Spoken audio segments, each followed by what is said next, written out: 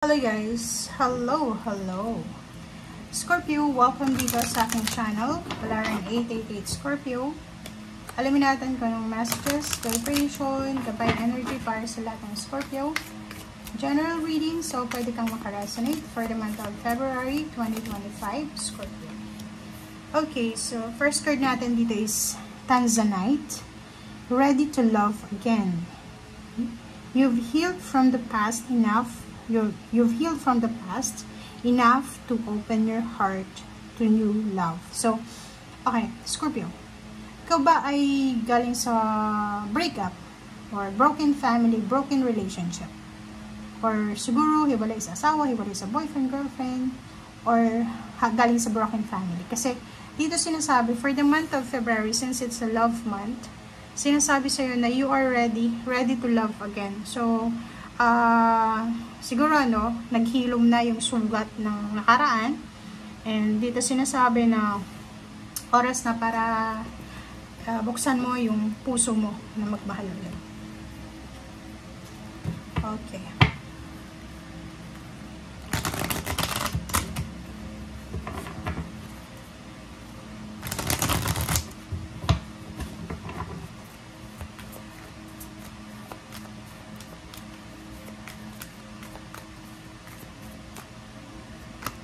Okay, Passion Ignited. So, yun, it's similar sa first card natin. So, nakikita natin dito na this month of February, may mga possibilities, Scorpio, na makatanggap ka ng love offer. Mayroong relationship na pwedeng mabuo, magsimula. May mga relationship na pwedeng mag-blossom. Okay?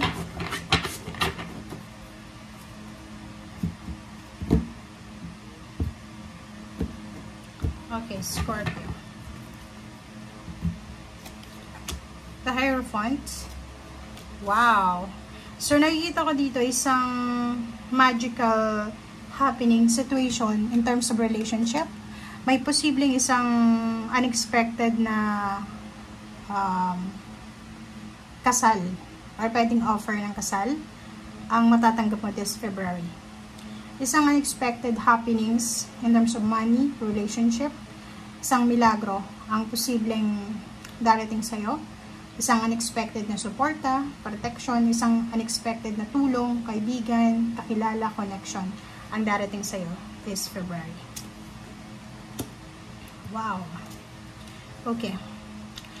Kaso, meron ditong mga Scorpio na posibleng manghihinayang ka. This month, posibleng may mangyari na may situation dito na manghihinayang ka sa mga naging decision mo for the past 4 years. 4 years, parang ganun. 4 years ago or 5 years ago, meron kang decision na posibleng panghihinayangan mo sa ngayon.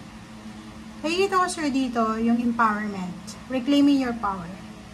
Siguro maraming nawala sa'yo, maraming pagkakataon sa 4 years na yun or 5 years na helpless ka, hopeless ka. But now, nakikita ko yung stability and balance. Pwedeng 4 years ka ng, or 5 years ka ng nandiyan sa trabaho yan. Walang promotion, walang salary increase. But this February, nakikita ko na nararamdaman mo na malapit ka ng mag-level up. Lalo na sa career or sa money. Okay. So, dito naman, this February, bibigyan ka ng pagkakataon ng universe, ng ating Panginoon, ng chance para mapili kung ano talaga yung gusto mong pasukin financially. Or bibigyan ka ng pagkakataon ng ating universe na mahawakan yung financial gain, financial wealth, financial success na matagal mo nang minamanifest. Okay, good news. Good news, letters, chat, emails, kwento. Nakikita ko dito, marami kang balita, maraming kwento, maraming information na posibleng matatanggap ka or darating sa'yo. And yung information na to ay pwedeng pagkakitaan. So, maganda to kasi itong 8 of Wands is all about good news, is all about positive news. And nakikita ko mabilis to, malakidlat na bilis. It's either yon financial offer, may magpapautang sa'yo, or pwedeng yung umutang sa'yo magbabayad na, isang lump sum, payouts, payments, or any money offer, financial offer ang darating sa'yo. 7 of Pentacles, So, nakikita ko sir dito, matagal mo na itong hinihintay. It's either payments or payout, or late payouts to, or payments. So, nakikita ko sir dito, siguro 7 months ka nang naghihintay, 7 weeks, 3 years, or kailan ba? 5 years na ba na hinihintay mo to? Comment down below. So, yun, expect messages, expect call, magiging sobrang busy yung messenger mo kasi video call ka ng video call, marami kang kailangan na ayusin, or ganito ganyan. Isang desisyon ang posibleng gagawin mo, okay, Scorpio, isang desisyon ang gagawin mo, napaka-importanting desisyon na ito, dahil dito sa balitang to. Pwedeng tungkol ito sa pamilya, tungkol ito sa trabaho, or tungkol sa career na gusto mo, or sa kung anong paman. So, be mindful, maging matalino ka dito, lumabas ka sa comfort zone mo, kasi itong judgment na to, needed siya. Kailangan mong mag-decide, kailangan mong mag-desisyon as soon as possible. Base dito, based dito sa balita na matatanggap mo. Diba? Oh, Knight of Swords. Be fast. Okay? Be fast. Kailangan mong maging mabilis sa pagdedesisyon. Kasi oras yung kailangan mo ditong habulin. Okay? And Temperance, sinasabi sir dito na after mo makapag-desisyon, maghintay ka. Okay, wag kang yung parang after mo mag-decide, magde-demand ka agad ng result or ganito ganyan. Okay, so 9 of Pentacles, sinasabi ng barahan na on the way ka na sa yung wish fulfillment. On the way ka na sa financial wish fulfillment, achievement, satisfaction.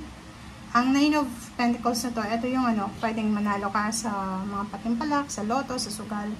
Para hindi natin ini-encourage na magsugal kayo. But dito is a lucky charm. It's lucky, good luck with fortune.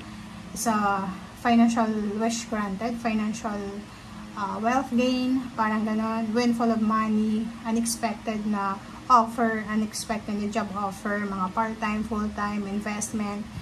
Yung 9 of Pentacles na to is, ito yung, minsan, ito yung matagal natin hinihintay na payouts, salary increase or promotion. Pero minsan, unexpected siya, na hindi mo in-expect na galing sa taong ito, or galing sa community na to, or galing sa kung sino pa man.